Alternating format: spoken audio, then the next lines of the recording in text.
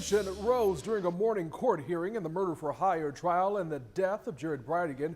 The defense teams for Shanna, Gardner, and Mario Fernandez wanted to know more about statements made by Henry Tenen, the man who has pleaded guilty to firing the fatal shots.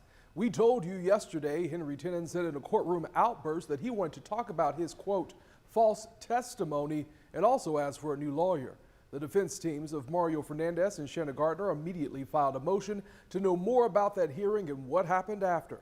Katie Jeffries has been following this case since the beginning and has more on what happened today in the courtroom.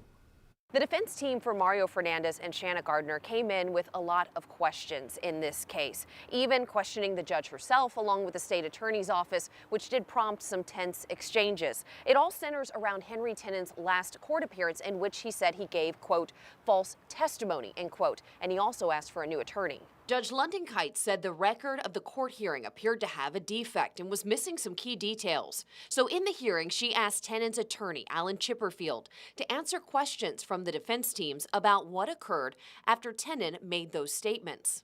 I decided to come out, talk to the state attorney, and suggest a meeting. And then my memory is that we approached the bench and told the judge that that I couldn't resolve it today, that I needed more time with Mr. Tenen. Chipperfield did say they had a meeting at the state attorney's office afterward, but Alan Mizrahi with the state attorney's office said they had no statements to disclose from Tenen from that meeting. Mario Fernandez's attorney, Jesse Dreiser, pushing back. I find it hard to believe there was a meeting with Al Chipperfield, the state, whoever may have been there. I'm not letting y'all have those conversations offline. I mean, well, he says Mr. Tenen made no statements. The defense teams also questioned Judge Kite as to why a hearing wasn't held after Tenen stated he wanted a new attorney. The record shows that I allowed him time. He came back out. He's just testified there was a sidebar. He asked for more time.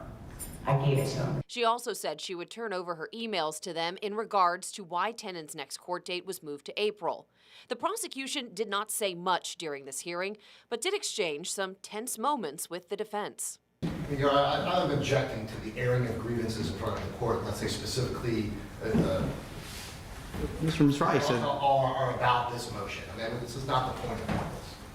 In a separate issue brought up at the very end of the hearing, there appears to be a problem with the review of electronic evidence in this case. It's an issue that has plagued this case and really slowed things down. There's going to be a hearing about that next Wednesday. We'll keep you updated. Katie Jeffries, First Coast News, on your side.